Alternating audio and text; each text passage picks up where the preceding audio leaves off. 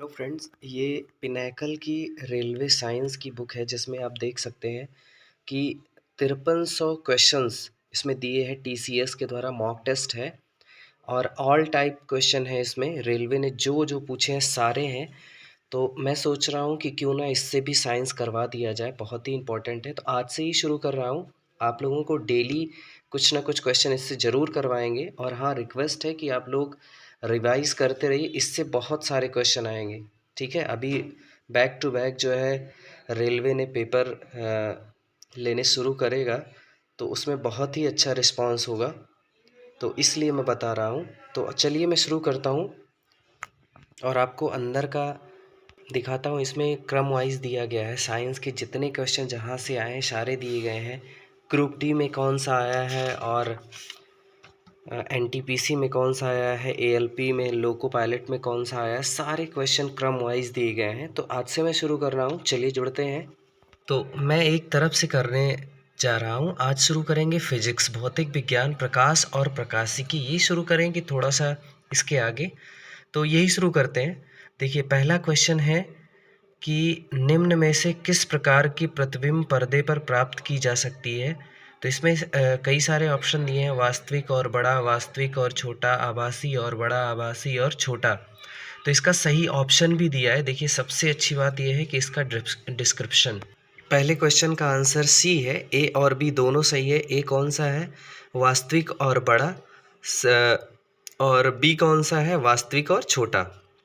अब इसका डिस्क्रिप्शन दिया गया है। देखिए, वस्तु को वक्रता केंद्र सी और फोकस अवतल दर्पण के बीच रखने पर जब वस्तु फोकस F1 और वक्रता केंद्र 2F1 उत्तल लेंस के बीच रखी जाती है तो वास्तविक और बड़ा प्रतिबिंब प्राप्त होता है।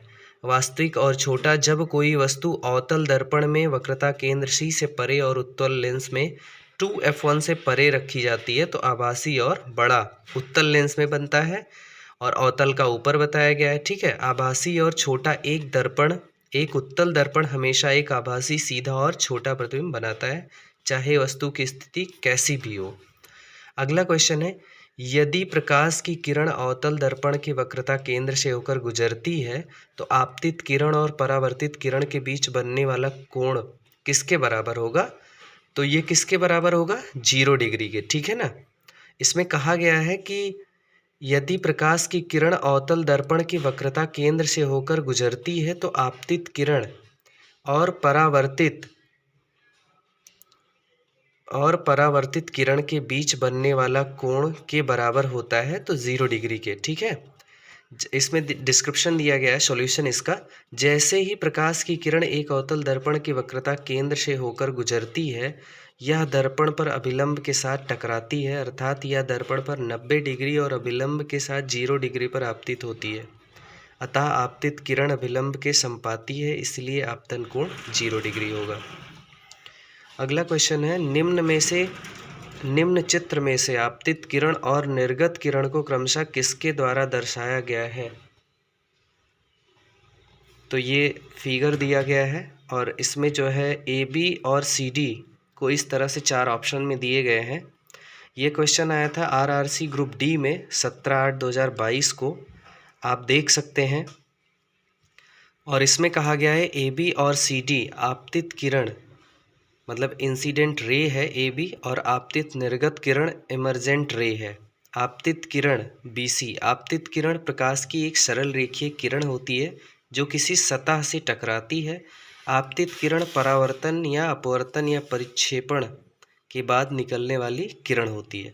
मतलब इसको कहा जाएगा आपतित किरण, और ये जो बाहर निकल रही है ये क्या हो जाएगा, मतलब CD, ये जो है आपाती मतलब निर्गत किरण हो जाएगा। ठीक है। अगला क्वेश्चन है कि एक गोलीय दर्पण के ध्रुव और वक्रता केंद्र के बीच की दूरी, इसकी फोकस दूरी F के पदों के बराबर होती है। ये भी क्वेश्चन आया था आरआरसी ग्रुप डी 17/8/2022 को। ये किसके बराबर होती है, तो सॉल्यूशन में दिया गया है डी ऑप्शन 2F के, मतलब F = R/2 कहा गया है, या हम ये कह सकते हैं कि R = 2F। ठीक है, ये इसकी परिभाषा है। अगला क्वेश्चन है, परिभाषा अब नहीं पढ़ते हैं, मतलब कि बहुत लेंदी पड़ जा रहा है। तो इसलिए आप लोगों को देखिए ज़ूम करके मैं दिखा दे रहा हूँ, आप लोग पढ़ लीजिएगा। अगला क्वेश्चन करते हैं, इससे थोड़ा जल्दी भी हो जाएगा।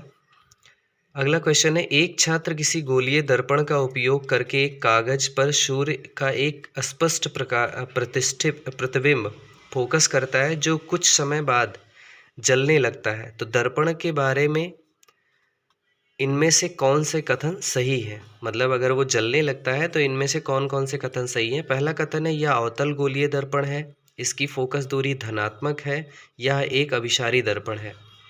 तो इसमें पहला ही सही कहा गया है, ए और सी। ठीक है, यह अवतल गोलीय गोलीय दर्पण है, यह एक अभिसारी दर्पण है।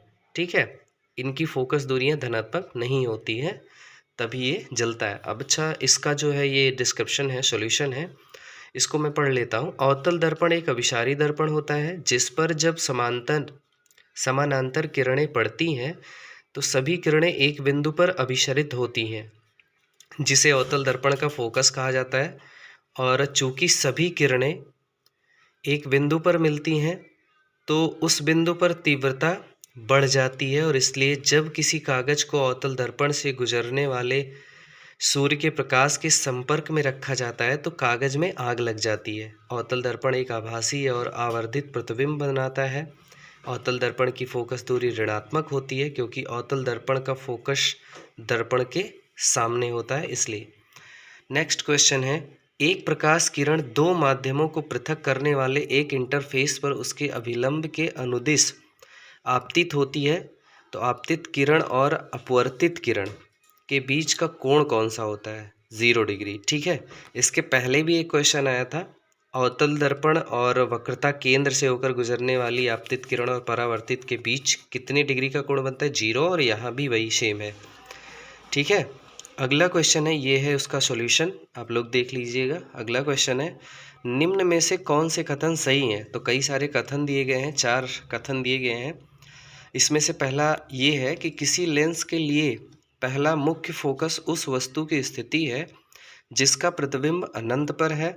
दूसरा है, किसी लेंस के लिए पहला मुख्य फोकस उस वस्तु की स्थिति होती है जिसका प्रतिबिंब फोकस दूरी की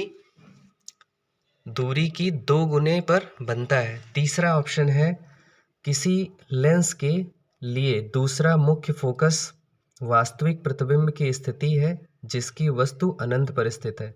किसी लेंस के लिए दूसरा मुख्य फोकस उस वस्तु की स्थिति है जिसका प्रतिबिंब फोकस दूरी की 2 गुने पर बनता है। तो इसका सही ऑप्शन है ए और सी। ए और सी मतलब इसका सही ऑप्शन है। तो आज इतना ही रखते हैं, बाकी नेक्स्ट क्लास में मिलेंगे। Thank you so much. आप लोग डेली रिवाइज करते रहिए मेरे साथ। और ये पिनैकल की बुक है, बहुत ही मोस्ट इम्पॉर्टेंट, जितनी भी परीक्षाएं हुई हैं इसमें सारे साइंस के क्वेश्चन आए हैं। तो बैक टू बैक एक एक क्लास में डाल रहा हूँ। आप लोगों को अगर अच्छा लगे तो प्लीज़ लाइक और शेयर सब्सक्राइब करिए। Thank you so much.